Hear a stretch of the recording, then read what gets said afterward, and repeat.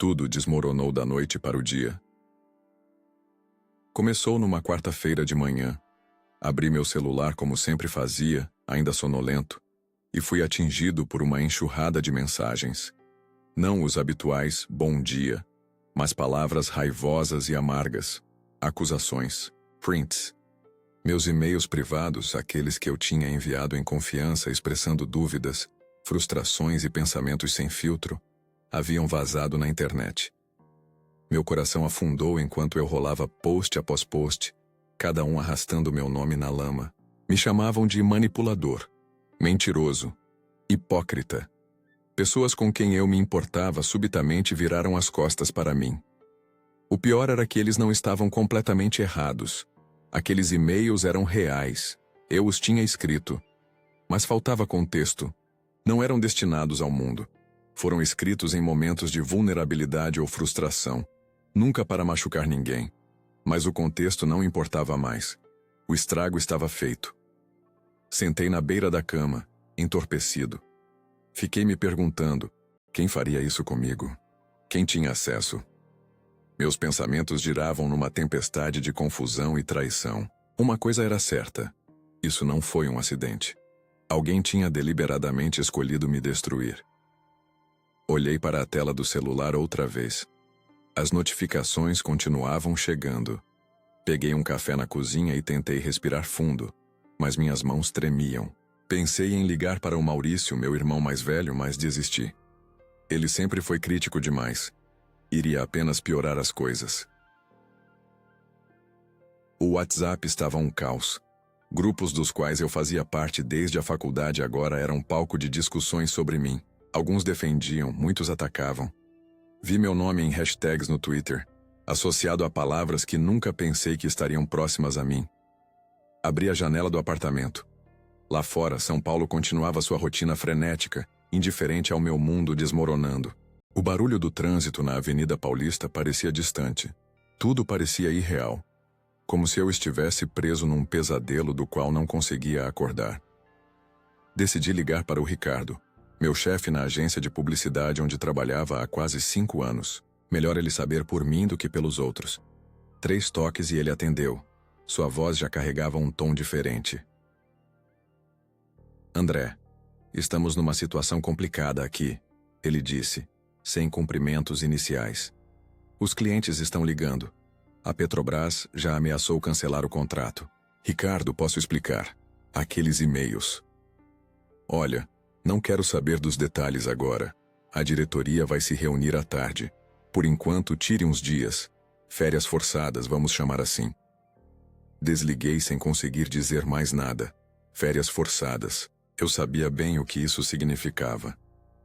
Enquanto vasculhava os prints que circulavam online, consegui identificar exatamente quais e-mails haviam sido expostos. Eram principalmente conversas com meu melhor amigo, Daniel, onde desabafava sobre problemas, no trabalho, relacionamentos fracassados e ocasionalmente sobre pessoas próximas. Havia um especialmente prejudicial onde criticava a abordagem de um cliente importante, chamando-o de ignorante presunçoso.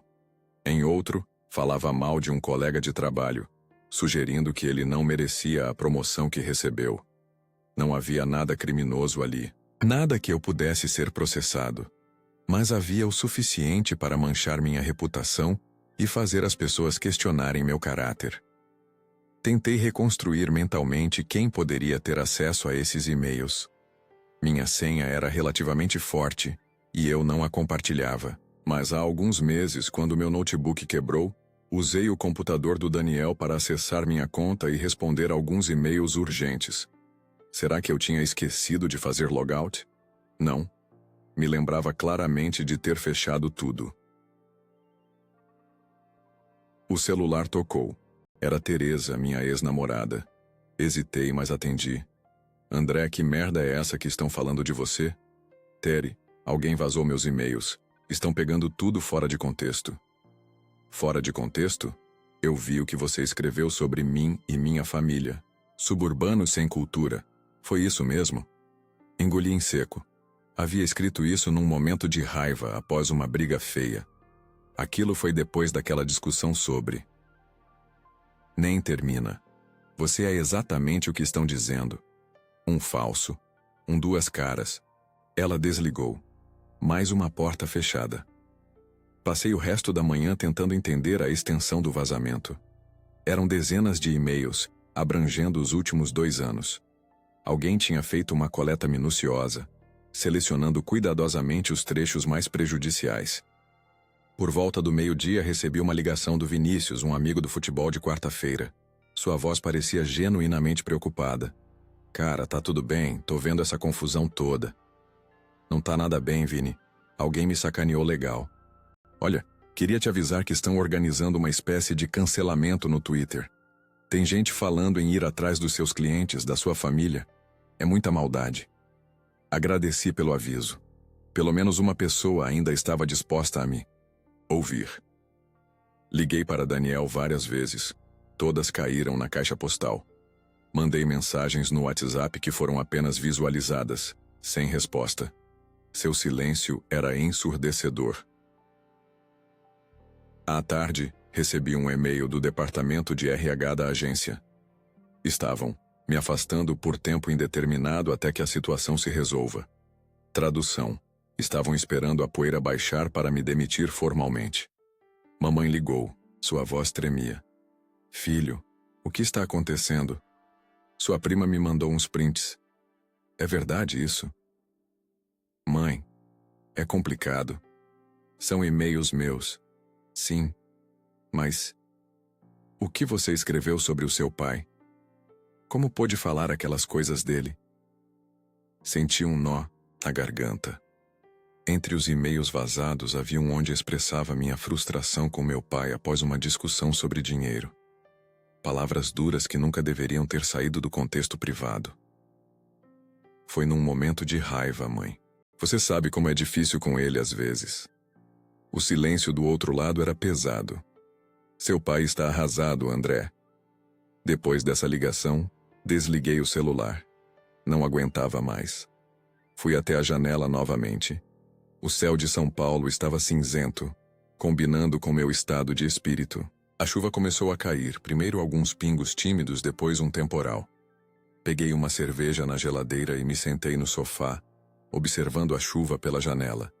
Em questão de horas, tudo o que eu havia construído desmoronou. Meu trabalho, meus relacionamentos, minha reputação. Tudo em ruínas. O mais perturbador era a sensação de violação. Aqueles e-mails eram meus pensamentos privados, meus desabafos, meus momentos de fraqueza. Ter tudo isso exposto ao mundo era como ser despido em público sem poder se cobrir. Enquanto a noite caía sobre a cidade, uma certeza crescia dentro de mim. Isso não foi aleatório. Foi um ataque calculado. E quanto mais eu pensava, mais a ausência de Daniel se tornava suspeita. Nosso último encontro havia sido estranho. Ele parecia distante, quase ressentido. Na época, atribuía ao estresse do trabalho. Agora não tinha tanta certeza. Decidi que assim que o dia amanhecesse, começaria minha própria investigação. Se alguém tinha deliberadamente arruinado minha vida, eu descobriria quem foi. E por quê? A chuva continuava lá fora, implacável, lavando a cidade enquanto eu permanecia sentado no escuro, sozinho com meus pensamentos, e a crescente suspeita de que a pessoa em quem mais confiava poderia ser a responsável pela minha queda. Isolamento e raiva. O dia seguinte amanheceu, e parecia que o mundo inteiro tinha virado as costas para mim. A tempestade da noite anterior havia cessado, mas a tempestade na minha vida só aumentava. Meu celular, que religuei relutantemente, não parava de vibrar com notificações. Não eram mensagens de apoio, mas de afastamento. De repente, eu era um leproso digital. Abri o Instagram e vi que perdi quase 1000 seguidores durante a noite. No LinkedIn, antigos colegas de trabalho haviam removido suas conexões comigo. 2 clientes freelancers para quem eu fazia trabalhos ocasionais mandaram e-mails curtos terminando nossa parceria. Um deles, a dona Conceição da confeitaria no bairro do Recife, pessoa que eu conhecia há anos, nem se deu ao trabalho de elaborar. Não podemos mais trabalhar com você. Não combina com os valores da nossa empresa familiar. Valores. Essa palavra estava sendo jogada contra mim como pedras. Como se meus pensamentos privados, desabafos em momentos de frustração, definissem meu caráter inteiro. Saí para comprar pão na padaria da esquina. O seu Manuel, português que administrava o local há décadas e sempre me recebia com um sorriso e um bom dia, doutor, agora apenas acenava com a cabeça, evitando meu olhar. Será que até ele já sabia? Na volta, para o apartamento encontrei Dona Josefa, a síndica do prédio, no elevador. O silêncio foi constrangedor. Ela olhava fixamente para os números dos andares como se fossem a coisa mais interessante do mundo. Tudo bem, Dona Josefa? Tentei quebrar o gelo. Tudo, respondeu secamente, ainda sem me olhar. Quando o elevador parou no meu andar, ela murmurou, algo que soou como que decepção enquanto as portas se fechavam. De volta ao apartamento, liguei o notebook e comecei a avaliar os estragos profissionais. Meus perfis nas redes sociais estavam inundados de comentários negativos. Algumas pessoas que eu nem conhecia pessoalmente estavam compartilhando os prints dos meus e-mails, acrescentando suas próprias interpretações maliciosas. Um e-mail, em particular, estava causando mais danos. Aquele em que criticava o dono da maior agência de publicidade de Recife, chamando-o de dinossauro arrogante preso aos anos 90. O homem era uma lenda no mercado pernambucano. E agora, todos os profissionais da área estavam se posicionando contra mim para não desagradar o poderoso senhor. Tentei ligar para meu irmão Maurício novamente. Dessa vez ele atendeu, mas sua voz estava fria, distante. O que você quer, André?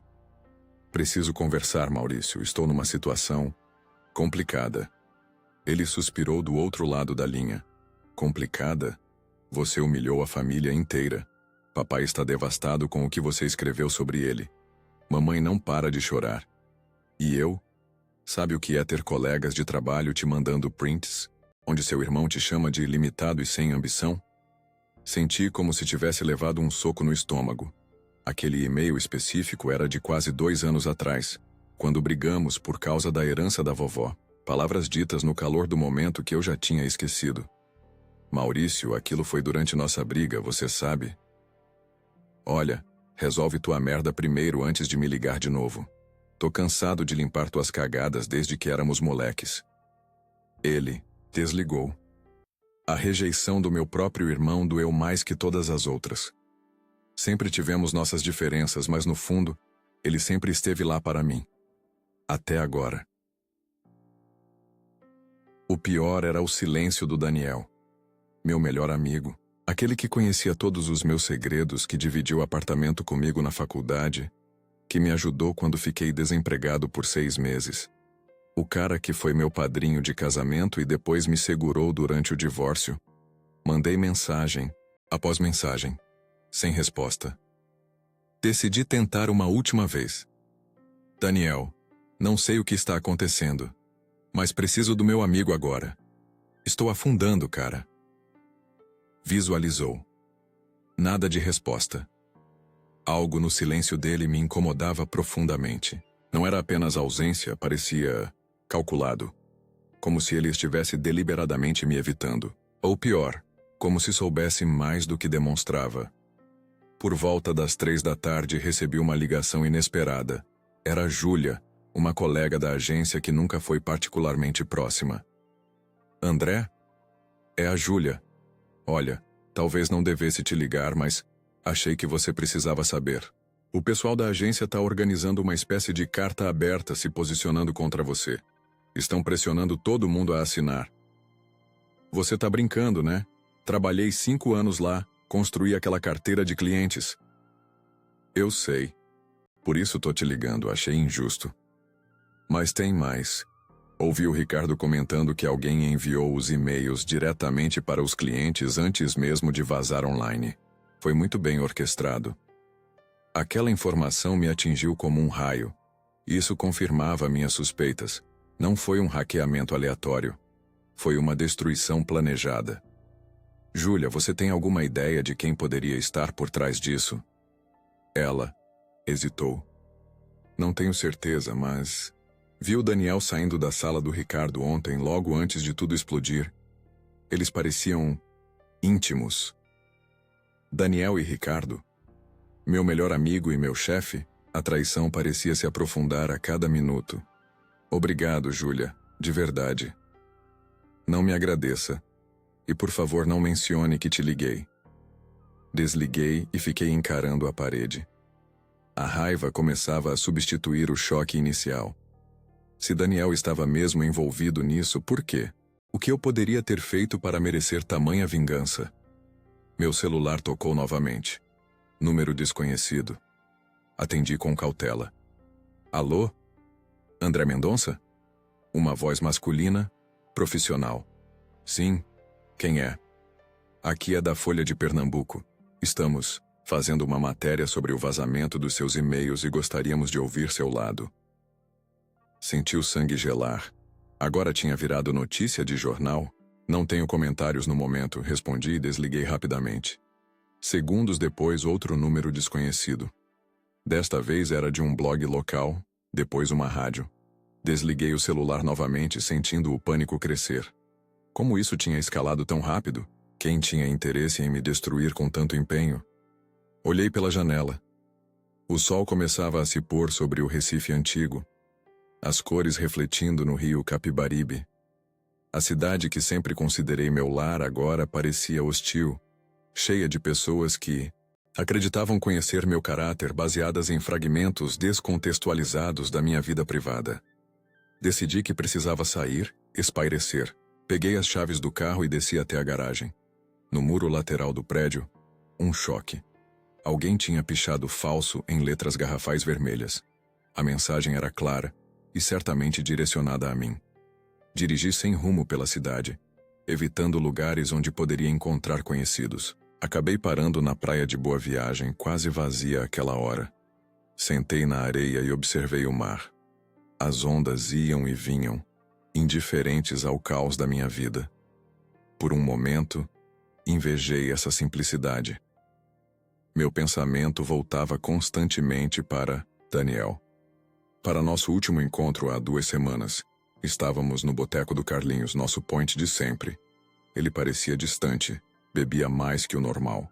Quando mencionei a possibilidade de ser promovido a diretor de criação na agência, algo que ambos almejávamos, ele forçou um sorriso e disse: "Você sempre consegue o que quer, né?" Na hora não dei importância, mas agora aquela frase ganhava um novo significado. Uma suspeita começou a se formar.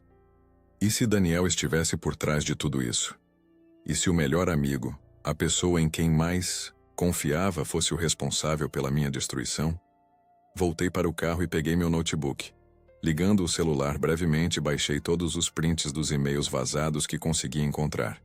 Se ia descobrir a verdade, precisaria de evidências. Se Daniel realmente tinha me traído dessa maneira, eu precisava entender como e por quê.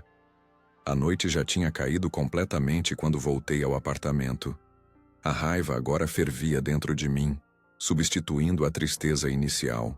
A pichação no muro do prédio tinha sido coberta, provavelmente pela administração, mas a marca ainda era visível sob a tinta fresca. Subi até meu apartamento determinado.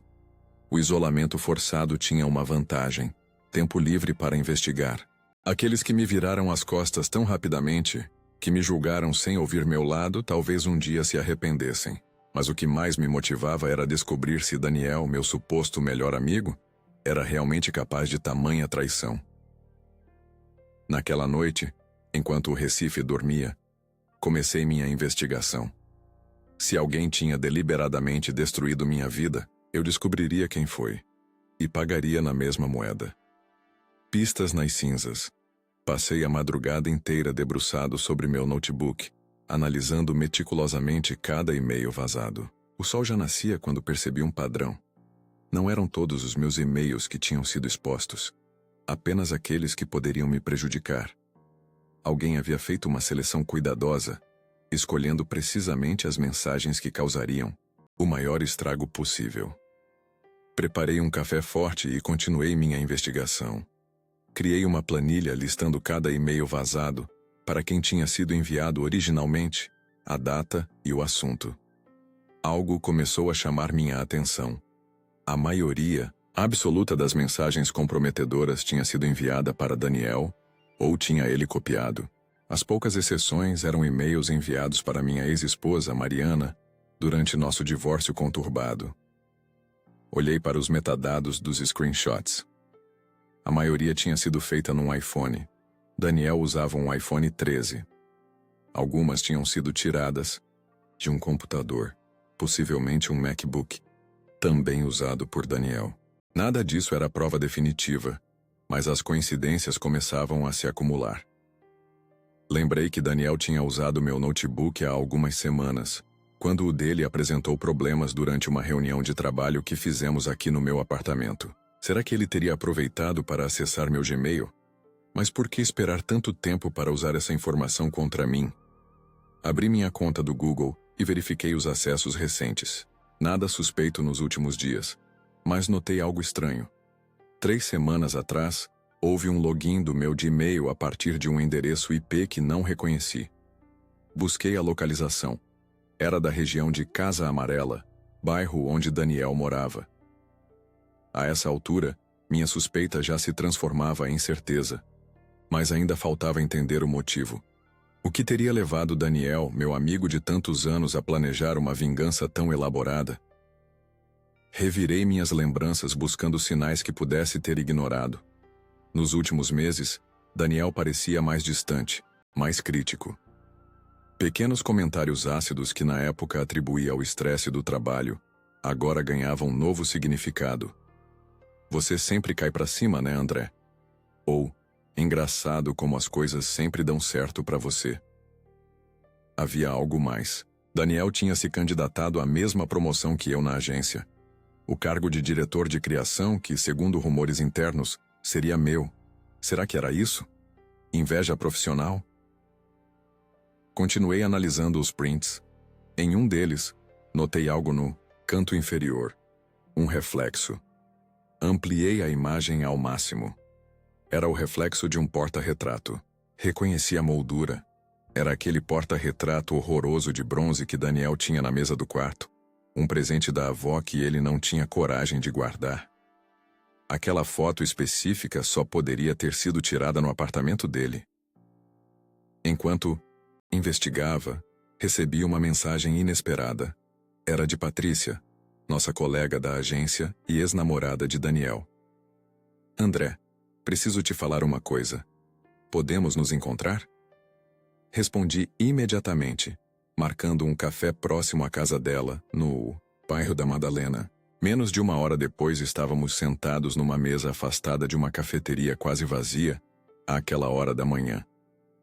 Patrícia parecia nervosa, olhando constantemente ao redor como se temesse ser vista. Não devia estar falando com você. Ela começou, mexendo ansiosamente no açucareiro. Todo mundo na agência está evitando qualquer associação contigo. Agradeço que tenha vindo então. O que aconteceu? Ela respirou fundo. Acho que sei quem vazou seus e-mails. Vi algo perturbador. Meu coração acelerou. Foi o Daniel. Não foi? Seu olhar de surpresa confirmou minha suspeita antes mesmo que ela respondesse. Como você sabe? Estou juntando as peças desde ontem. Tenho quase certeza, mas preciso entender por quê. Patrícia tomou um gole do café como se buscasse coragem. Há umas 3 semanas, Daniel me chamou para jantar. Achei que queria reatar nosso relacionamento, mas ele só falava de você. De como você sempre teve tudo fácil, de como a promoção deveria ser dele, não sua. Ele estava bêbado? No começo não, mas foi bebendo ao longo da noite. Quando já estava alterado, começou a falar coisas assustadoras. Disse que ia te colocar no seu lugar, que ia mostrar quem você realmente era. Pensei que fosse só a bebida falando. Senti um calafrio. E depois? 2 dias atrás fui ao apartamento dele pegar umas coisas minhas que ainda estavam lá. Ele não estava, mas a empregada me deixou entrar. Vi o notebook dele aberto no quarto. Na tela, havia vários prints dos seus e-mails organizados em pastas.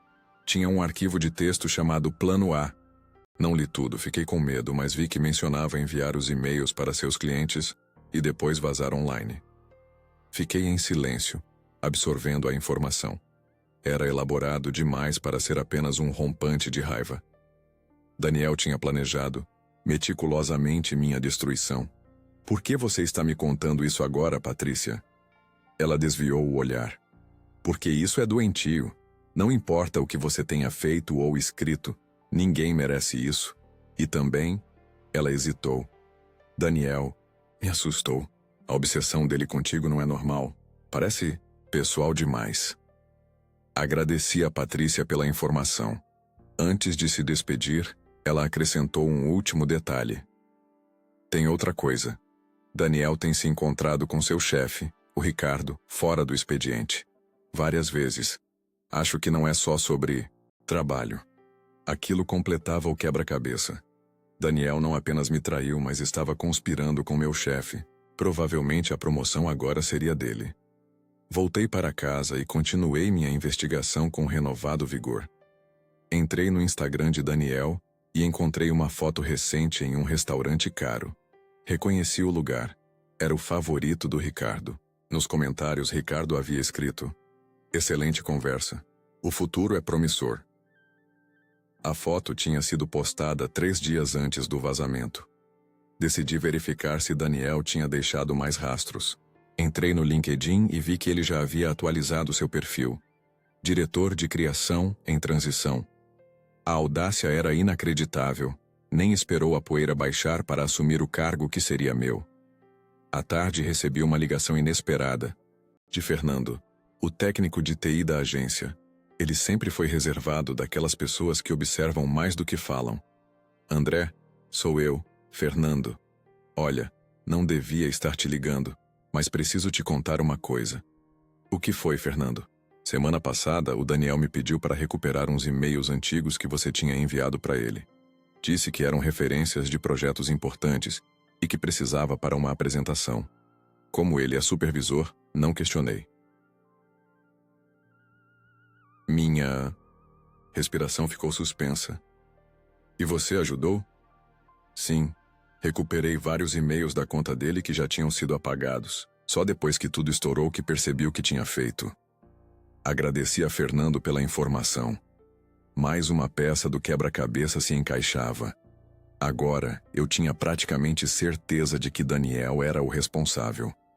Os acessos ao meu Gmail do IP da região onde ele morava, os screenshots tirados no apartamento dele, o testemunho de Patrícia sobre o plano escrito, a colaboração do Fernando para recuperar e-mails antigos, os encontros secretos com Ricardo. Tudo apontava para uma conspiração elaborada, mas ainda faltava a prova definitiva, algo que não deixasse dúvidas e que pudesse, quem sabe, me ajudar a limpar meu nome. Lembrei que Daniel e eu compartilhávamos uma pasta no Google Drive, onde guardávamos documentos de projetos freelancers que fazíamos juntos. Entrei nela e comecei a verificar os logs de acesso. Foi quando notei algo crucial. 3 dias antes do vazamento, Daniel havia baixado todos os arquivos da pasta e, em seguida, removido meu acesso a vários documentos. Por que faria isso se não estivesse planejando cortar laços? Eu precisava confrontá-lo. Não apenas para confirmar minhas suspeitas, mas para entender a profundidade dessa traição. O que leva uma pessoa a destruir anos de amizade dessa forma? Tentei ligar novamente. Caixa postal. Mandei mensagem. Sei que foi você, Daniel. Tenho provas. Vamos conversar como adultos ou prefere que eu leve isso adiante? Quase instantaneamente, o status dele mudou para online. A mensagem foi visualizada. Por alguns minutos vi a indicação de que ele estava digitando, parando, digitando novamente. Finalmente, veio a resposta. Meu apartamento, 8 da noite, venha sozinho. Era tudo o que eu precisava. Aquela não era a resposta de um inocente. Passei as horas seguintes organizando todas as evidências que tinha coletado. Salvei em pendrives, enviei para e-mails alternativos, fiz cópias físicas. Se Daniel pensava que poderia simplesmente apagar os rastros, estava enganado. Enquanto o relógio avançava para as 8 da noite, senti uma mistura de emoções: raiva, tristeza, decepção, mas, sobretudo, determinação. Se Daniel tinha orquestrado minha queda, ele teria que olhar nos meus olhos e admitir. O sol se punha sobre o Recife quando saí de casa em direção ao apartamento dele no bairro de Casa Amarela. As ruas estavam congestionadas, com o trânsito típico de final de tarde, motoristas impacientes buzinando, o calor ainda intenso apesar do horário.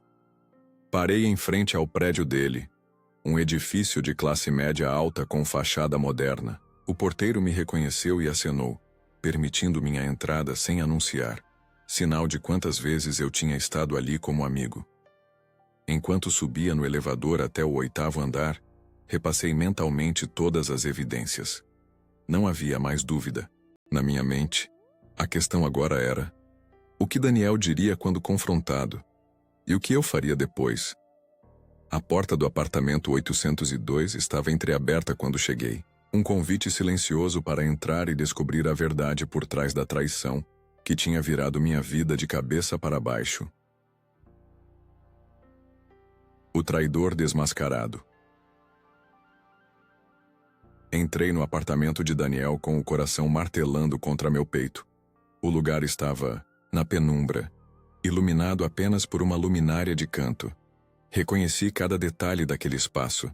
A estante de livros que ajudei a montar, o sofá onde assistimos a tantos jogos do esporte, as fotos nas paredes que contavam histórias das nossas aventuras juntos, 15 anos de amizade espalhados pela decoração. Daniel estava sentado na poltrona de couro, um copo de uísque na mão. Não estava bêbado, mas já tinha bebido o suficiente para afrouxar as defesas. Ele não se levantou quando me viu.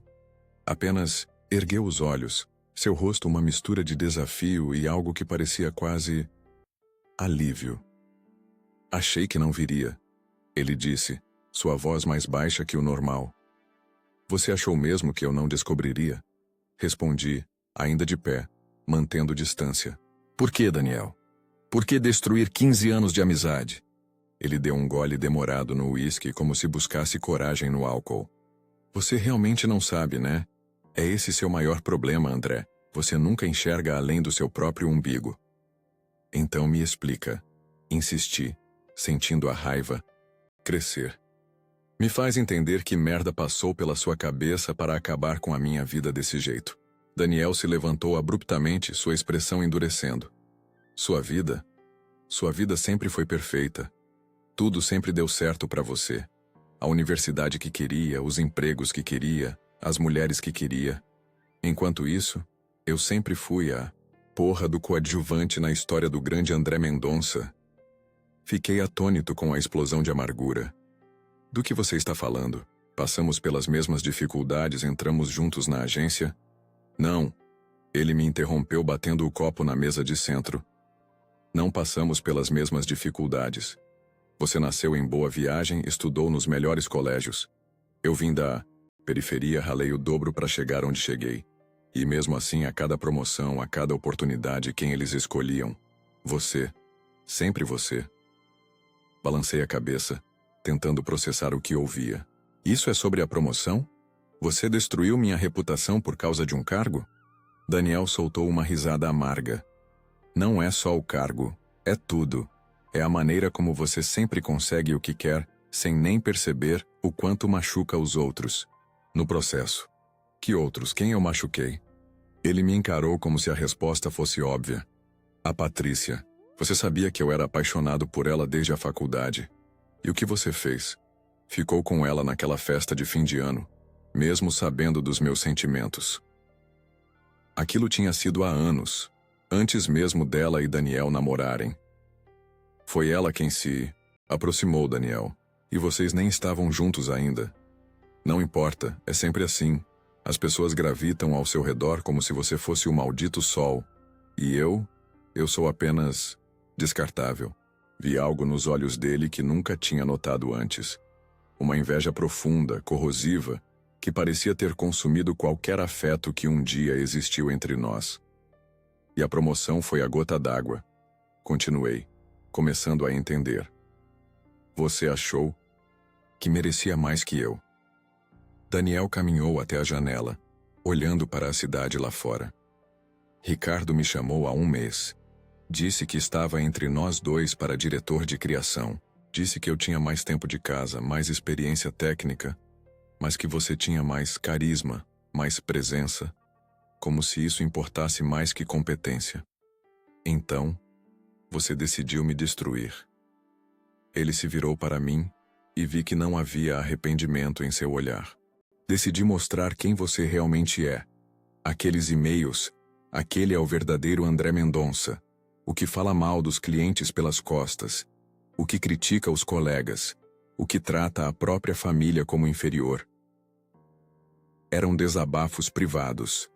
Daniel, todo mundo tem momentos de frustração, todo mundo diz coisas que não pensa de verdade quando está estressado.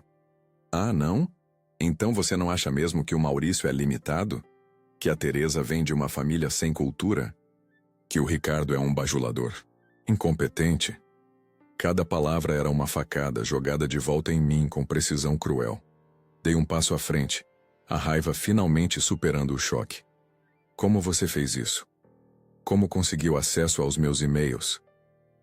Um sorriso leve se formou nos lábios dele. Você sempre foi descuidado com senhas. Aquela tarde no seu apartamento, quando meu notebook travou, você digitou a senha do Gmail na minha frente. Não foi difícil memorizar. E o Ricardo? Ele está envolvido nisso? Daniel deu de ombros. Digamos que tivemos interesses alinhados. Ele nunca gostou do jeito como você conquistou os clientes maiores. Achava que você tinha talento demais para ser controlado.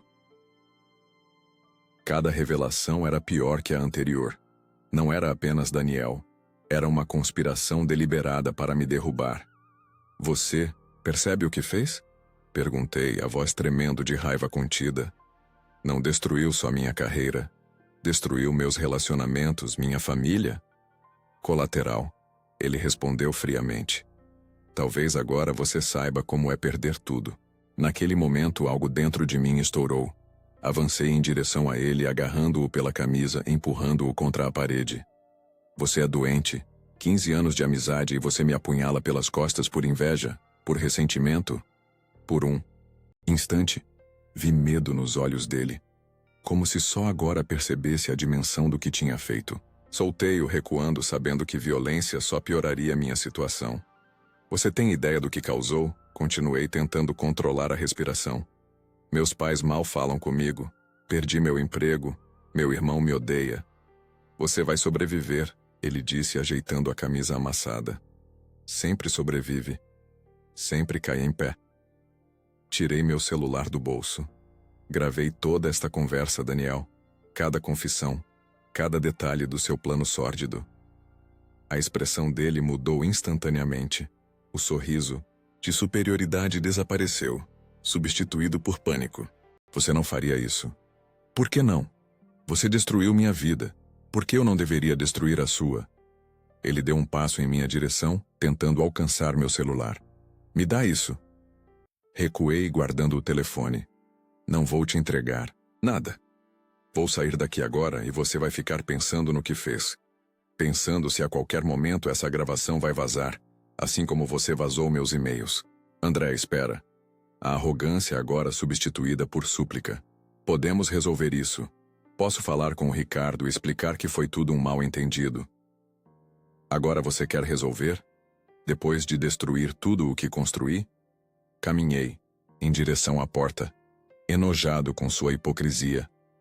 Você não vai acreditar, mas eu não sou como você. Não vou destruir sua vida por vingança. Vou reconstruir a minha, apesar do que você fez. Quando cheguei à porta, me virei uma última vez. Daniel parecia menor agora, acuado, a arrogância completamente drenada. Sabe o que é irônico? Eu teria recusado a promoção se soubesse o quanto significava para você. Teria apoiado seu nome. Porque é isso que amigos de verdade fazem. Saí do apartamento sem olhar para trás, deixando a porta aberta. No corredor, recostei-me contra a parede por um momento, sentindo o peso dos últimos dias finalmente desabar sobre meus ombros. A traição tinha um rosto agora. Um rosto que conhecia tão bem quanto o meu próprio. No elevador, apaguei a gravação. Não tinha gravado nada, na verdade. Foi um blefe para ver sua reação. E sua reação confirmou tudo. Mas vingança não traria minha vida de volta. Eu precisava encontrar outro caminho. Ao sair do prédio, a noite estava quente e abafada, típica do Recife. Caminhei algumas quadras sem rumo, tentando processar tudo o que tinha acontecido. As ruas do bairro de Casa Amarela estavam cheias de vida. Bares lotados, pessoas conversando, vivendo suas vidas normais enquanto a minha estava em pedaços. Meu celular vibrou no bolso. Era uma mensagem de Daniel. Me desculpa, perdi o controle. Podemos conversar amanhã? Não respondi. Algumas pontes, uma vez queimadas, não podem ser reconstruídas. Algumas traições são grandes demais para serem perdoadas. Olhei para o céu estrelado de Recife. Em algum lugar naquela cidade, teria que encontrar forças para recomeçar. Para juntar os cacos do que restou da minha vida e construir algo novo. Reconstruindo o que sobrou. As semanas seguintes passaram como um borrão nebuloso. Acordava todos, os dias com aquela sensação momentânea de normalidade antes de lembrar que nada mais era normal.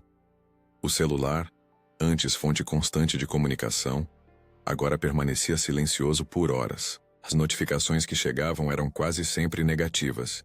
Mais um amigo que parou de seguir, outro cliente cancelando o contrato, ou algum comentário maldoso em postagens antigas. Após a confrontação com Daniel, decidi que precisava agir. Não podia simplesmente deixar que a tempestade me arrastasse. Na manhã seguinte ao nosso encontro, redigi um texto longo e honesto explicando minha versão dos fatos. Não mencionei Daniel diretamente. Expô-lo publicamente não. Traria minha vida de volta e apenas prolongaria o drama.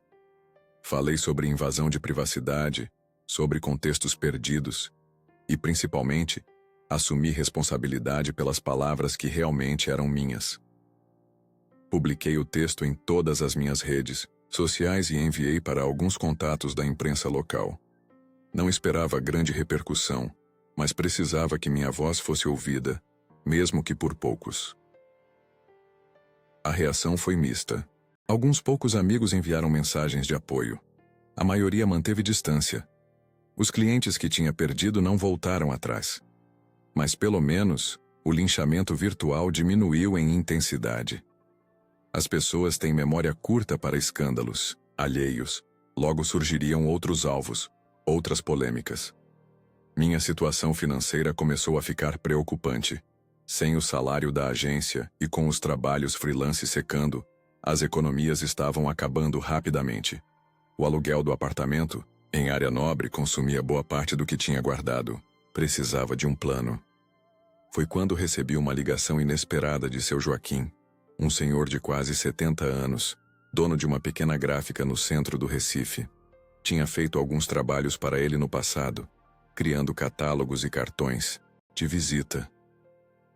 André, meu filho, como vai? A voz dele era reconfortante, sem qualquer traço de julgamento.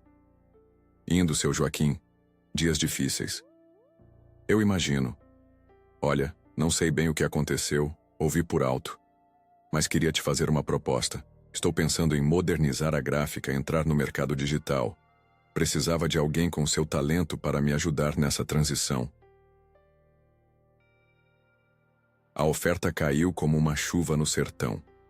Não era nada comparado ao que eu ganhava antes, mas era um começo.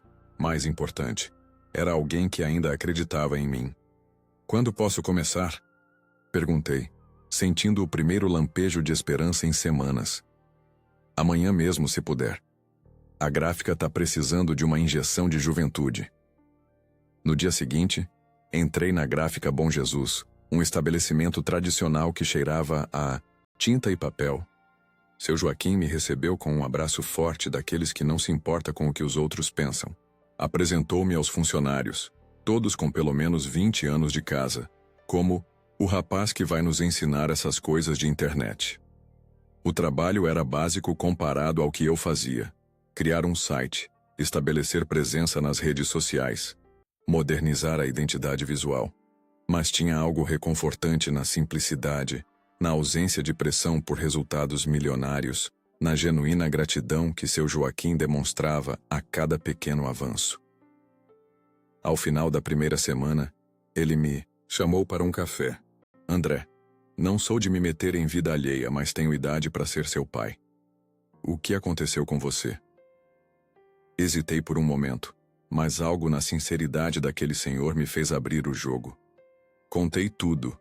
Os e-mails vazados, a traição de Daniel, a perda do emprego e dos amigos. Ele ouviu em silêncio, assentindo ocasionalmente sem interromper. Sabe, meu filho, tenho 68 anos.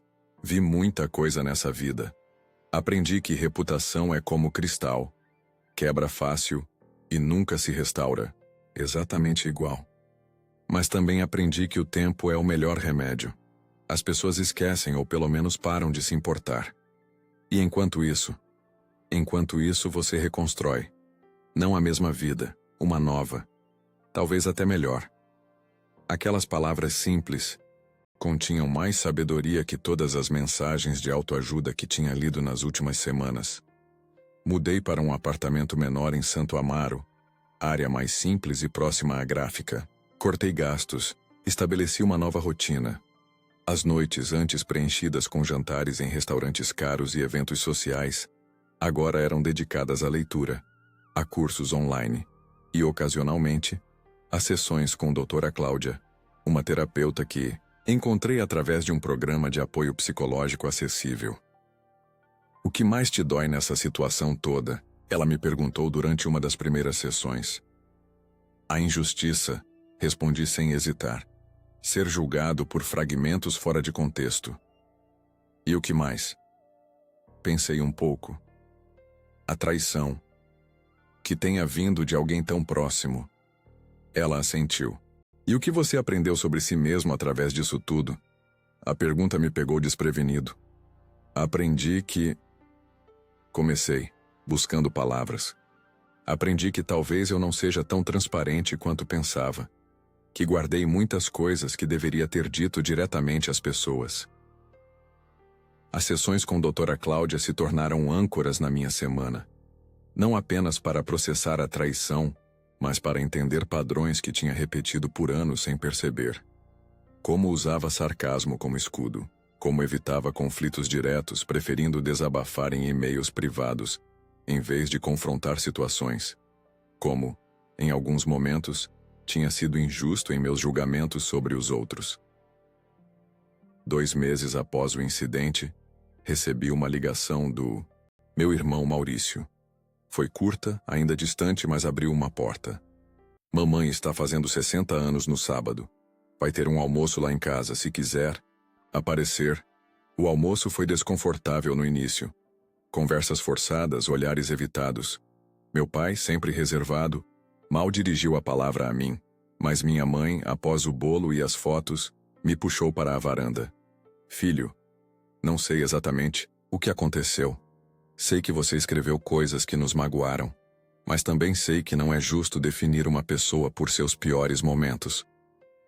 Seus olhos estavam marejados, e senti os meus também umedecerem. Me desculpa, mãe, nunca quis machucar vocês.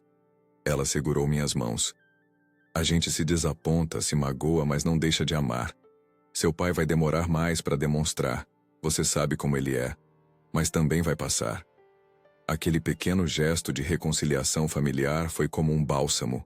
Não apagava o passado, mas oferecia um vislumbre de futuro. No trabalho, as coisas começaram a melhorar.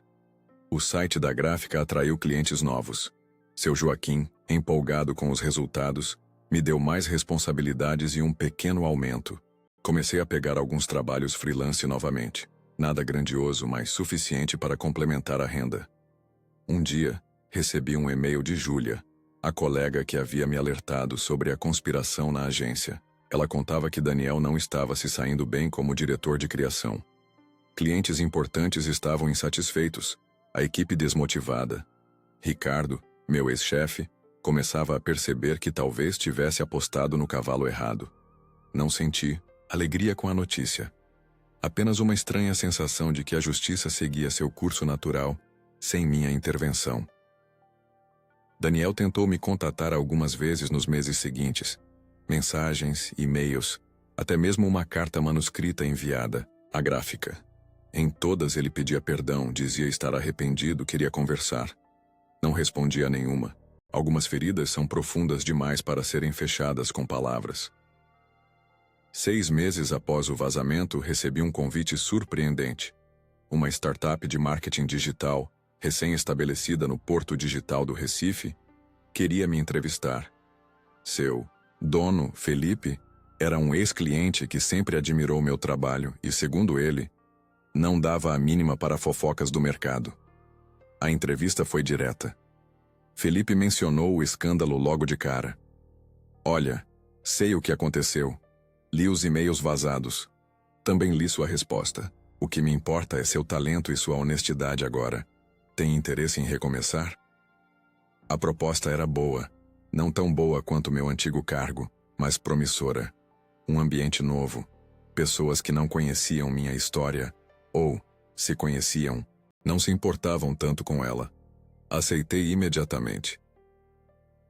Na minha última semana na gráfica, seu Joaquim organizou um pequeno happy hour de despedida.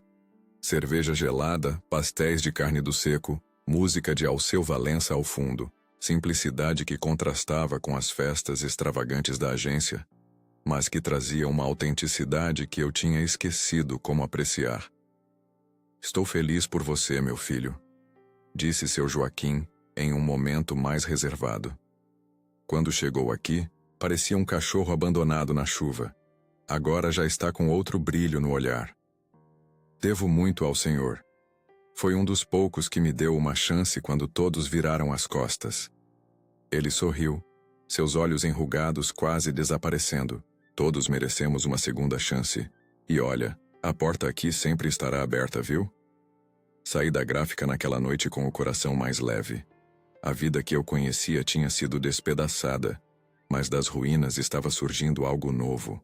Não melhor, nem pior, apenas diferente. E talvez isso fosse suficiente. Lições gravadas na minha pele.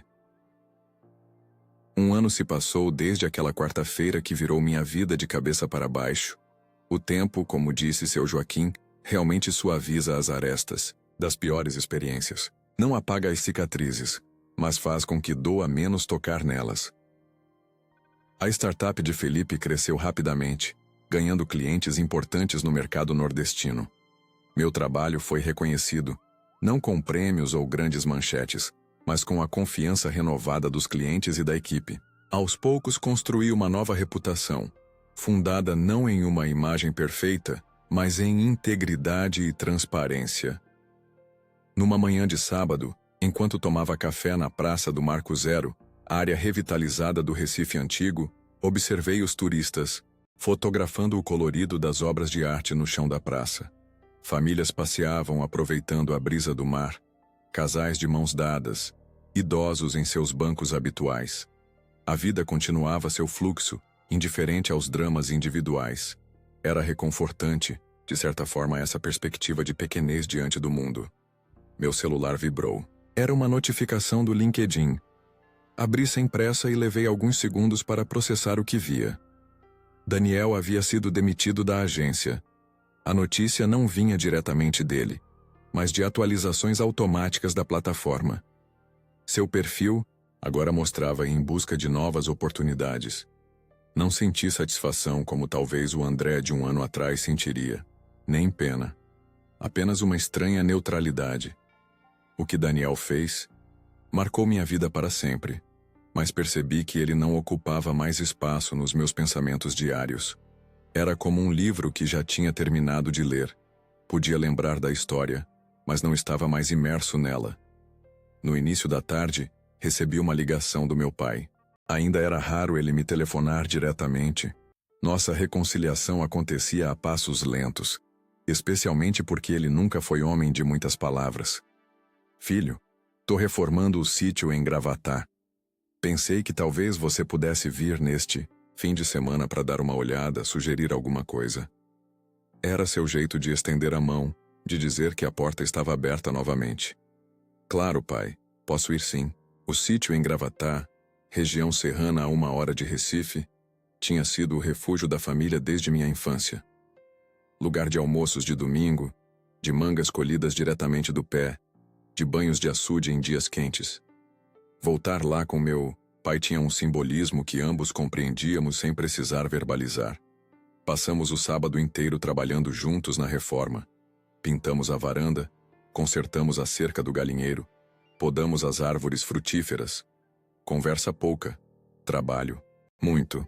A linguagem que meu pai sempre entendeu melhor. No final do dia, sentamos na varanda com 2 cervejas geladas, observando o sol se pôr atrás das montanhas. Você tá diferente, ele comentou, quebrando um longo silêncio. Como assim? Não sei explicar direito.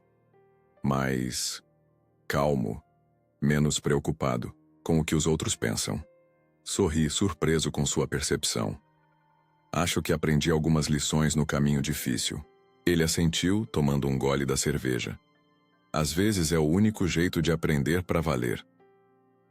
Aquele momento simples com meu pai, sob o céu alaranjado de Gravatá, trouxe uma sensação de paz que eu não experimentava há muito tempo. As coisas não voltariam a ser como antes, nunca voltam, mas podiam ser boas de uma forma diferente. Meu relacionamento com Maurício também melhorou gradualmente. Começamos a jogar futebol juntos novamente, às quartas-feiras, com uma turma de amigos em comum. Após as partidas, sempre tomávamos uma cerveja no bar do Carlinhos, conversando sobre banalidades, futebol, política, evitando temas mais profundos. Até que, após vários meses, ele finalmente tocou no assunto. Aquele e-mail, o que você escreveu sobre mim, ele começou desconfortável. Tinha alguma verdade nele? Poderia ter mentido, dito que foi apenas um momento de raiva. Mas o novo André que estava construindo prometeu a si mesmo ser mais honesto, mesmo quando doía. Tinha sim, mano. Na época eu realmente pensava que você estava se acomodando, que podia buscar mais da vida. Mas entendi depois que estamos em jornadas diferentes. Você sempre valorizou estabilidade, família, rotina. Eu estava obcecado com sucesso, reconhecimento. Nenhum caminho é melhor que o outro, só diferente. Ele refletiu por alguns instantes, girando a garrafa de cerveja entre os dedos. Justo. Acho que também pensei coisas duras sobre você ao longo dos anos. Te achava arrogante, exibido, vivendo para impressionar os outros. E você não estava totalmente errado, admiti com um sorriso. Maurício riu. Parece que temos versões bem sinceras um do outro guardadas aí dentro. A diferença é que agora estamos falando cara a cara, não em e-mails privados que podem vazar. Brindamos a isso, a honestidade crua que só irmãos podem compartilhar sem romper os laços. No campo profissional, as coisas evoluíram de maneira surpreendente. Felipe, meu chefe na startup, decidiu abrir um escritório em São Paulo e me convidou para liderar a operação. Era uma oportunidade de recomeçar em uma cidade maior, onde o eco do escândalo talvez fosse mais diluído. Aceitei o desafio. Antes de me mudar, fiz questão de passar na gráfica Bom Jesus para me despedir de seu Joaquim. Encontrei-o como sempre, entre pilhas de papel, conferindo impressões com seus óculos na ponta do nariz. São Paulo, hein? Ele sorriu ajeitando os óculos. A cidade grande vai ganhar de volta um filho talentoso. Graças ao Senhor, que me estendeu a mão quando mais precisei. Ele fez um gesto de dispensa com a mão. Besteira. Só enxerguei o que muitos não conseguiam ver por trás do escândalo. Um bom rapaz que cometeu erros como todos nós. Abracei aquele senhor que tinha sido muito mais que um patrão temporário. Tinha sido um farol em meio à tempestade. Nazim, vésperas da mudança, enquanto arrumava as malas, encontrei uma caixa com fotos antigas. Havia várias com Daniel. Na formatura da faculdade, em viagens que fizemos juntos, em churrascos na casa dos meus pais. 15 anos de memórias congeladas no papel fosco. Por um momento senti uma pontada de nostalgia, quase de tristeza. Tantos Momentos bons. Tanta história compartilhada, tudo arruinado pela inveja e ressentimento. Peguei meu celular e vi que ainda tinha o número dele salvo. O último contato tinha sido há quase 8 meses. Uma mensagem dele pedindo para conversarmos, que deixei sem resposta. Hesitei com o dedo sobre o nome dele na tela. Poderia ligar. Poderia dar a ele a chance de se explicar novamente, de pedir perdão cara a cara. Talvez até pudéssemos reconstruir algum tipo de relação. Mas algo dentro de mim sabia que algumas pontes, uma vez queimadas, não devem ser reconstruídas. Não por rancor ou incapacidade de perdoar, mas porque a confiança, uma vez quebrada daquela forma, nunca volta a ser completa. Seria sempre uma amizade assombrada, cheia de dúvidas não verbalizadas. Guardei o celular, coloquei as fotos de volta na caixa e a deixei no armário do quarto, que em breve não seria mais meu. Algumas coisas era melhor deixar para trás.